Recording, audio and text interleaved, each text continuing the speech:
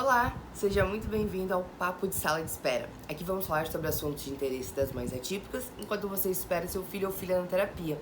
Meu nome é Lídia e o tema de hoje é: por que será que meu filho come tanto? Olá, chegamos no nosso 7º episódio do Papo de Sala de Espera e hoje a gente vai falar sobre um assunto que é uma queixa muito frequente das mães, que é a questão da alimentação, né? A gente sabe que dentro dos transtornos do neurodesenvolvimento, por exemplo, dentro do autismo, a gente vai ter um quadro muito comum de seletividade alimentar, de uma restrição, né, do tipo de alimento, muitas vezes da quantidade de comida que a criança come, mas a gente também tem crianças que comem muito, né? Então, a ideia hoje é a gente conversar sobre o porquê que isso acontece, né? Dentro dos transtornos do neurodesenvolvimento, a gente tem alguns transtornos que eles acabam por interferir na forma com que a criança lida, né, com a impulsividade, né? Então a gente tem no TDAH, por exemplo, crianças que têm a impulsividade como um critério, né, dentro do seu diagnóstico. A gente tem o déficit intelectual, onde as crianças têm maior dificuldade de lidar com o impulso, por exemplo. Então são transtornos onde a criança pode evoluir com uma certa compulsão alimentar, uma perda de controle em relação ao alimento. Mas a gente tem também os transtornos alimentares, né? Então a gente tem o transtorno de compulsão alimentar, que é um transtorno próprio, né, relacionado com a questão com a alimentação propriamente dita, que pode acontecer junto, né? Ou mesmo a gente pode ter uma criança onde não tem um transtorno do neurodesenvolvimento, mas tem um transtorno alimentar também. Então a compulsão alimentar, ela é esse termo, né? Ele é um sintoma, ele pode ser um sintoma que a gente vê em diversas patologias, né? Nós adultos, né, muitas vezes também temos, né, a compulsão alimentar. É muito comum, inclusive, dentro dos quadros ansiosos, então aquela sensação, né, aquele desejo de comer, muitas vezes para aliviar a angústia, né, ou algo do tipo, onde a gente acaba comendo mais do que devia, ou sem fome, né, só pelo ato, né, de mastigar ou de dar alguma sensação, né, de prazer para o nosso cérebro. E aí a gente tem, dentro dessa compulsão alimentar, a gente pode ter vários prejuízos, né? Então, assim, ganho de peso, uma alimentação inadequada, onde pode levar ao aumento de colesterol, de diabetes, enfim, N consequências, né, por esse ato de comer de forma compulsiva. O transtorno da compulsão alimentar, ele é um transtorno, é uma doença. Então a gente tem a compulsão alimentar como um sintoma dentro de alguns quadros da psiquiatria e temos também, né, a compulsão alimentar como um transtorno. O transtorno de compulsão alimentar, ele é o transtorno alimentar mais comum que existe. Isso acontece, é muito comum, né, em adolescentes, inclusive, né, adolescentes, principalmente meninas, meninos e meninos têm uma proporção muito parecida de compulsão alimentar. É importante a gente entender que o transtorno de compulsão alimentar não é só o comer demais, né? Ele engloba outras questões. Né? Mas o que é uma compulsão, né? Qual a definição da compulsão alimentar? Compulsão alimentar é o ato, né, de ingerir muitas calorias, né? É uma quantidade grande de alimentos num período curto de tempo, onde o paciente se percebe que ele está comendo, né, de forma desordenada. Então, assim, engloba, por exemplo, comer uma quantidade grande num período curto de tempo, geralmente associado com alguma emoção, então pode ser tédio, ansiedade, tristeza. O paciente, em geral, ele tem vergonha disso, então ele pode fazer isso escondido, né, nunca comer na frente de outras pessoas. E isso pode, e muitas vezes comem alimentos, misturas que não fazem muito sentido, então, assim, de forma desordenada. Então, come comida gelada, mistura comida que não faz muito sentido, enfim. Então, os episódios de compulsão alimentar, eles são assim, eles não, muitas vezes, e isso, né, esse é um termo legal também, que a gente chama de um episódio de compulsão objetiva, né, que a gente consegue mensurar isso. Muitas vezes a gente pode ter episódios de compulsão subjetiva, onde o paciente, mesmo que ele não tenha comido uma grande quantidade de alimento, ele percebe que ele comeu demais, né? Então, por exemplo, pacientes dentro de um quadro de anorexia, mesmo comendo uma quantidade pequena de alimento, podem se perceber como, né, que tivessem comido muito. Então isso é um episódio de compulsão subjetiva. Então a gente considera os dois, né, dentro do transtorno de compulsão alimentar, mas o que é mais importante pra gente são os episódios objetivos. A quantidade de vezes que esses episódios acontecem ao longo das semanas é o que vai nos ajudar a entender a gravidade desse transtorno alimentar, transtorno de compulsão alimentar. Então a gente vai graduar, né, de leve a grave, depende da quantidade de episódios.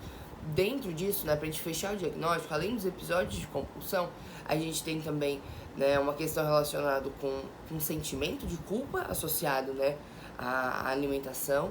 Então tem essa questão da vergonha, a dificuldade de controlar isso. Enfim, a gente tem os critérios são relacionados a isso. As pessoas com transtorno de compulsão alimentar, geralmente, elas têm bastante variação de peso, né? Então, são pessoas que acabam tendo esses episódios de compulsão, muitas vezes por um período, depois tentam restringir bastante o alimento para, né, perder peso, o que pode desencadear, inclusive, novos episódios de compulsão. Então, ele é um transtorno que é difícil de lidar, principalmente porque geralmente tem associado, né, sintomas de ansiedade, questões de autoimagem, pressão social, né, essa questão da mídia, né, dos padrões de beleza, enfim, é algo muito maior, né, do que só a alimentação. Então, assim, o tratamento, né, vai passar por N questões, né, mas a terapia é super importante, né, faz todo sentido o paciente aprender, né, ressignificar a relação dele com o alimento, que é super importante. Aqui no Brasil a gente não tem medicações, né, associadas especificamente com a compulsão alimentar. Nos Estados Unidos a gente usa alguns psicoestimulantes para isso, aqui a gente não tem aprovado. Em geral a gente opta por tratar, né, os outros sintomas, como ansiedade e tal, mas é um tratamento que ele é efetivo, mas ele é multidisciplinar, não tem como um remédio, né, resolver isso. Então a gente entende que tem a medicação, tem a atividade física e tem a terapia.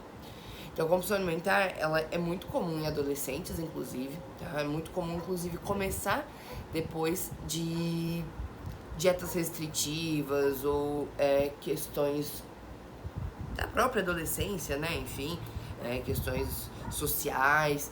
Então, assim, são gatilhos que podem levar a esse transtorno, né, levar ao início do transtorno. E é algo muito importante pra gente ficar atento, porque um transtorno de compulsão alimentar pode gerar, né, outros sintomas, ou pode escalar para outros transtornos, né? Então, por exemplo, dentro da bulimia, nem ia falar disso, mas enfim, dentro da bulimia a gente tem episódios de compulsão alimentar associado com métodos purgativos. O que é isso? É uma forma que o paciente encontra para tentar eliminar as calorias, né, que ele ingeriu durante esse período de compulsão. Então, e dentro da bulimia a gente já tem um quadro que já tem outros tipos de consequências, né, consequências muito ruins para o paciente. Então é importante que a gente fique de olho, né, para ajudar essa criança ou esse adolescente, para que isso não evolua, né, para a criança não começar a ter uma distorção de autoimagem tão importante, a ponto de começar, né, enfim, fazer muita atividade física, ou passar um tempo sem comer nada, ou tentar induzir o vômito, esse tipo de coisa. Então é importante a gente estar de olho por conta disso. Então existe o transtorno, né, de compulsão alimentar, e existem, como eu falei, outros transtornos que podem evoluir com compulsão alimentar. Então, assim, muitas mães queixam, né, por exemplo, que as crianças comem muito, né, que não conseguem parar de comer até acabar o alimento, né. Isso tem muita relação com a questão da impulsividade. Então a gente está falando de crianças que começam, né, a comer e elas não conseguem lidar, né, com o fato de, por exemplo, já estarem cheias e não precisar terminar, né, com aquele pacote de biscoito, por exemplo. Ou que vem a comida, né, na panela e querem repetir, né, porque querem comer o quanto de comida tem ali disponível.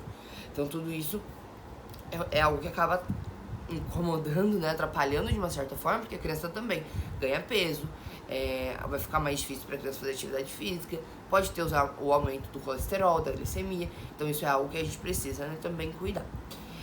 Dentro desses, o que a gente sempre orienta, né, os pais, é algo bem difícil de lidar. O acompanhamento nutricional é importante, porque muitas vezes o fato da criança estar comendo muito, a gente pode melhorar o hábito, né, nutricional dessa criança. Então, trocar alguns alimentos, por exemplo, por alimentos mais saudáveis, onde a criança não vai ter tanto prejuízo comendo mais, né? Então, assim, trocando, né, o lanche, que seria um biscoito, onde a criança iria comer o pacote inteiro, trocar por alguma fruta, onde se ela comer um pouquinho mais, ela não vai ter tanto prejuízo em relação ao biscoito, né? Então a gente vai fazendo algumas trocas, nem sempre é fácil, mas é uma alternativa. Outra alternativa que a gente usa, né, para as crianças que comem muito, é investir mais na questão da atividade física, né? Então botar essa criança para gastar mais as calorias, né, que ela está ingerindo. Além disso, tem a questão das medicações, né? Algumas medicações dentro da psiquiatria infantil, elas aumentam o apetite. Então aí a gente já entende como outro problema, né? Então, assim, uma das medicações que a gente mais usa dentro da psiquiatria infantil é a risperidona, né? Que é uma medicação que a gente usa principalmente para tratar sintomas de agressividade ou irritabilidade. E é uma medicação que claramente aumenta o peso, aumenta a fome e aumenta bastante. Então as crianças, as próprias crianças percebem que estão sempre com mais fome, os pais percebem. Então essas são crianças que de fato vão precisar comer mais, porque elas estão com fome, não é relacionado especificamente a uma compulsão, e sim ao aumento do apetite. Então são crianças que vão comer um pouquinho mais. Então mais do que nunca a gente precisa rever essa questão da nutrição da criança, né? Como que tá sendo a alimentação dessa criança, porque essa sim vai precisar comer um pouquinho mais. Lógico, algumas crianças ganham muito peso com o uso da risperidona, por exemplo. Então, nesses casos, a gente tem indicação da troca da medicação, para medicações que não geram, né, tanto aumento de apetite. Mas algumas crianças, né, a gente consegue ir maneirando, né, principalmente relacionado ao custo-benefício. Se a criança fica muito bem com a risperidona, né, teve ganhos, né, muito grandes, talvez valha a pena a gente investir mais numa atividade física ou mudar a dieta para poder continuar, né, fazendo uso da medicação. Mas isso é muito individual, é caso a caso, então a gente discute isso sempre na consulta, né, com os pais, com a própria criança, né, que muitas vezes está se sentindo incomodada. Dentro do déficit intelectual, a gente também vê muito essa questão, né, da compulsão alimentar ou da própria alimentação inadequada, né? As crianças com déficit intelectual, elas têm mais marcadamente essa dificuldade de lidar com o impulso. Então, são crianças que, com certeza, né, vão ter episódios aí onde vão comer muito, né? E quando a gente diz muito, são crianças que muitas vezes podem até passar mal, né, por comer demais, enfim. Ou buscam, né, ao longo do dia, né, ficam buscando dentro de casa alimentos e tal, porque querem estar comendo. Então isso é muito comum. Então, dentro da deficiência intelectual, a gente entende que existe uma dificuldade maior de tratar, né? Porque no déficit intelectual, as crianças, elas têm um QI, né, que é o quociente de inteligência, um pouquinho mais baixo. Então isso dificulta tanto a lidar, né, com questão de regras, de frustrações, de lidar com impulsos, quanto, né, com a dificuldade de entender os prejuízos que isso pode trazer a ela, né? Então, a gente tem dentro da dificuldade, a gente tem uma dificuldade global, né? Então, a gente não tá falando só de um aspecto, a gente entende que tem uma dificuldade cognitiva, emocional, pode ter, né, uma dificuldade motora, enfim, é um quadro um pouco mais complexo, que vai demandar um pouco mais no tratamento. Então são crianças que talvez não vão precisar de outras terapias associadas para que consiga lidar com isso. Então, assim, a terapia familiar também é super importante, porque muitas vezes os pais têm dificuldade, né, de lidar com isso, com toda razão, é super difícil mesmo. E com isso, a família muitas vezes acaba se acomodando, né, a esse hábito da criança. Então, assim, a criança come bastante, então a família deixa comer bastante, né? Deixa a comida, por exemplo, né, à disposição da criança, né? O armário vive cheio de biscoito e a criança tem acesso livre. Então, assim, isso é algo que precisa ser orientado aos pais, né? Tanto na terapia parental quanto na terapia nutricional, né? Para que os pais entendam no momento de orientar essa criança, né? Na alimentação, que eles vão precisar limitar isso, né? Não tem muito como a gente fugir, até para que a criança não desenvolva, né, uma síndrome metabólica, né, que tem esses prejuízos em relação aos níveis, né, de colesterol, diabetes, enfim, tudo isso. Então, dentro da deficiência intelectual vai ser um pouquinho mais difícil. Muitas vezes são crianças que vão ser mais resistentes, podem ter episódios, né, de irritabilidade, de agressividade. Então tem esses poréns que acabam dificultando um pouquinho, né, a forma com que os pais lidam. dentro da deficiência intelectual, é comum a gente ter também um quadro de pica, né? O que é esse quadro de pica? É o desejo, né, da criança, do paciente, de se alimentar de substâncias não nutricionais. Então, são crianças que têm desejo de comer coisas que não são comidas, né? Então, é muito comum, né, se alimentar de terra, de gelo, de telha, né? São coisas, são objetos descritos, né? Que tem esse tipo de desejo. Isso ele pode acontecer dentro da deficiência intelectual ou em outras condições também. Às vezes no autismo, né? Um nível de suporte um pouquinho maior. Pode acontecer em condições médicas, né? Muitas vezes na gestação pode acontecer, frente a uma anemia, enfim. Então tudo isso tem que ser investigado. A gente sabe que dentro da deficiência intelectual isso pode acontecer. E lógico, isso não pode estar, isso tem que ser diferenciado em relação ao nível de desenvolvimento da criança. Porque às vezes, quando as crianças são muito pequenininhas, a gente espera que isso possa acontecer, né? Agora a gente não espera que uma criança maiorzinha, né, queira, né, se alimentar de terra, por exemplo. Então isso também é algo que a gente precisa tratar, né? Isso precisa ser avaliado, precisa fazer uma avaliação clínica, né? Pra ver se não tem nenhuma patologia, nenhuma doença, né, adjacente.